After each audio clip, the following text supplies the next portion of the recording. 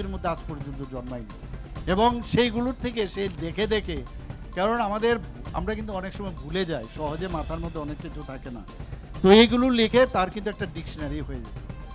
তো এর মধ্যে থেকে যখন মানুষকে বলতো, তখন কিন্তু তার কথা শোনার জন্য সমস্ত মানুষ এখনও শুনে, এখনও আমাদের যে টেকনোলজির কারণে তার কথাগুলো আমরা শুনতে পাই।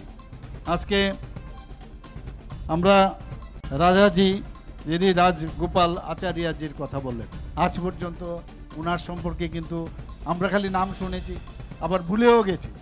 কিন্তু ওনাকে যে প্রকৃত সম্মান, আমরা মাননীয় প্রধানমন্ত্রীজিকে দেখলাম নেতাজি সুভাষচন্দ্র বসুকে কিভাবে সম্মান দিয়েছে, আমরা প্যাটেল সাহেবকে কিভাবে সম্মান দিয়েছে, যারা এতদিন সম্মান দেয়নি, খালি একটা পরিবারের, খালি তাদেরকে সম্মান দিয়েছে পরিবারের যারা, কিন্তু অন্যদের যারা দেশের জন্য এত কিছু করলো। আজকে আমরা 150 বছর আমরা এবার তার যে জন্ম শতবার্ষিকী পালন করলাম, যে ভগবান বিরসা মুন্ডা জনজাতি গোষ্ঠীর, আমি তো শুনিনি, আপনারা শুনেছেন কিনা আমরা জানি না, এবং ইংরেজদের বিরুদ্ধে উনি যুদ্ধ করেছেন, দেশের জন্য উনি বলিদান হয়েছেন, তাকে মাননীয় প্রধানমন্ত্রীজি তাকে সম্মান দিয়েছেন।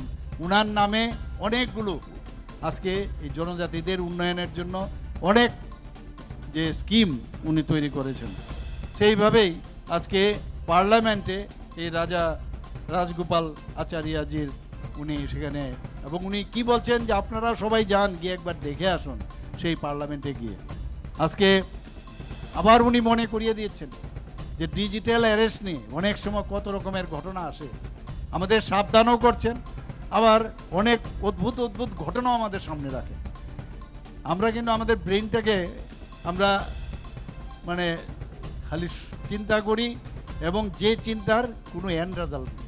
ভালো যদি জিনিস চিন্তা করা যায়, তবেই মাননীয় প্রধানমন্ত্রীজি এই যে কথাগুলো বলেন, যে ভালো মানুষের সাথে চলা, ভালো চিন্তা করা, দেশের জন্য চিন্তা করা, নিজের যে জাতির উন্নয়নের জন্য চিন্তা করা, নিজের ফ্যামিলির উন্নয়নের জন্য চিন্তা, কিন্তু সর্বোপরি রাষ্ট্রের উন্নয়নের কথা উনি বলছেন। রাষ্ট্র যদি উন্নয়ন হয় তবে আজকে সমাজ উন্নয়ন হবে, আজকে আমার নিজেরও তখন উন্নয়ন হবে, সেই কথাটাই উনি বলছেন। সেই কারণেই যে ডিজিটাল যে অ্যারেস্ট এবং ডিজিটাল ফ্রড এখন চারিদিকে হচ্ছে, এর থেকে আমরা যেন দূরে থাকি। আমরা জানি এখন সব মানুষের কাছে মোবাইল আছে, এবং যারা মানে সেইভাবে অনেক সময় একটা সময় আসে যে একটা ফোন আসলে সে বুঝতে পারে না, তখন সেই জায়গার মধ্যেই ওই জালে আটকে যায়। এর থেকে সতর্ক উনি করলেন। লক্ষ লক্ষ টাকা, যার কাছে যেরকম টাকা, তার কাছে বিশেষ বড় টাকা, সেটা যে কোনো সময় এক জায়গার থেকে আরেক জায়গায় চলে যেতে পারে। এর থেকে খুব সাবধান থাকার জন্য উনি এর আগেও বলেছেন, এবারও এই যে অ্যাওয়ারনেস, সেটা নিজেরাও সবসময় অন্যদের সাথে কথা বলবেন, নিজের ফ্যামিলির সাথেও বলবেন।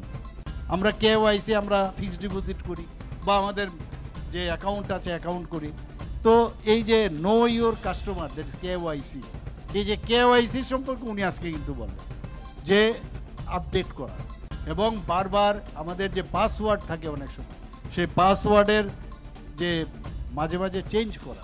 আদারওয়াইজ কী হয়, এই পাসওয়ার্ড কোনো না কোনো সময় যদি অন্যর কাছে যায়, আপনার কিন্তু ব্যাংক থেকে মানে এই টাকা কিন্তু চলে যাবে।